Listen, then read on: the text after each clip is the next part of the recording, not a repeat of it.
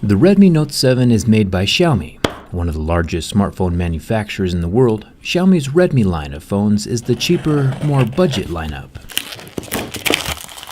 and has not always survived my durability test. The Redmi Note 3 failed catastrophically, but the Note 5 with its metal back survived just fine. Today we're here with the Redmi Note 7 to see how well Xiaomi's newest phone holds up under a bit of pressure. Let's get started.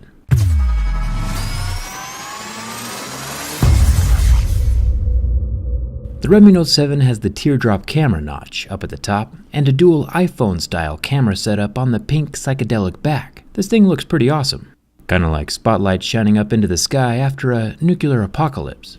Starting with the scratch test, I have a set of Mohs mineral picks that tell me what the screen is made from. Lately, even with budget phones, they've been using glass, and Xiaomi is bragging about Gorilla Glass 5 on this model, which is good. With no scratches showing up before a level 6 and deeper grooves at a level 7, this inexpensive smartphone is holding its own so far. The teardrop notch holds a 13 megapixel selfie camera right below the large plastic speaker grill. The grill is sitting pretty tight between the glass and the frame, but with a little persuasion, it can come out of its hole. Not a deal breaker, of course, but just something worth knowing. All things fall apart with time, and some just quicker than others, which is why we're here checking smartphone build quality in the first place. Something interesting with the Redmi Note 7 is that the dual SIM card tray is made from plastic.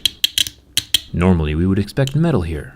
Also surprising is the water-resistant ring around the SIM card opening. It snapped when I pulled out the tray. Yeah, the tray holds the SD and SIM card, but I'm not overly impressed with the materials so far.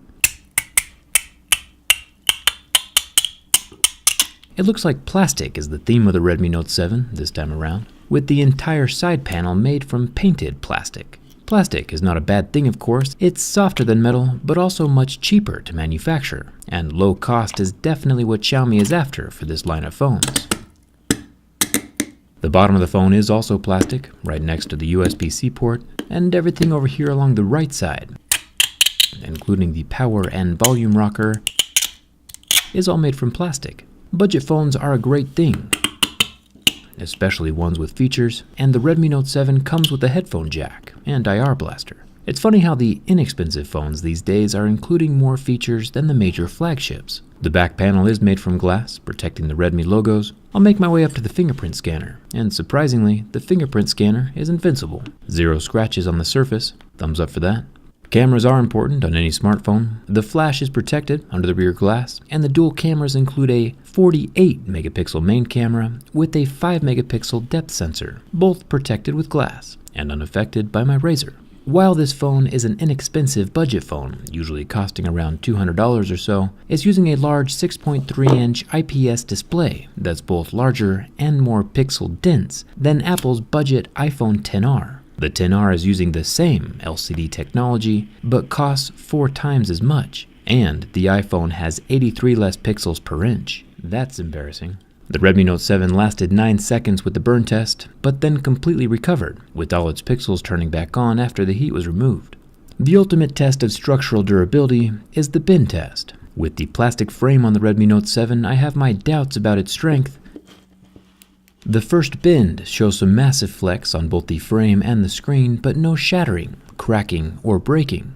I do always bend the phones from both sides though. And with the reverse flex, we get 2 cracks in the plastic frame, one next to the power button and one along the SIM card tray. The phone is still alive, not too shabby. The Note 7 can definitely handle some abuse and still keep kicking. One last bend for the road. And without the structural support along both cracked side rails, the screen is unable to survive. The LCD cracks underneath the glass surface, rendering the display useless, and the touch sensitivity fails completely. It's not a good day for the Redmi Note 7. This is not the first Xiaomi phone to fail my durability test. This Note 7 will join the Note 3 and the Mi 5 on my shelf of shame. It did put up a good fight though, and with the extremely fair price point it has, I won't be dragging it through the mud. But we still should figure out why it broke. And for those secrets, we have to go inside. The back panel is built like most glass-backed phones, a little bit of adhesive holding it to the outside of the plastic frame.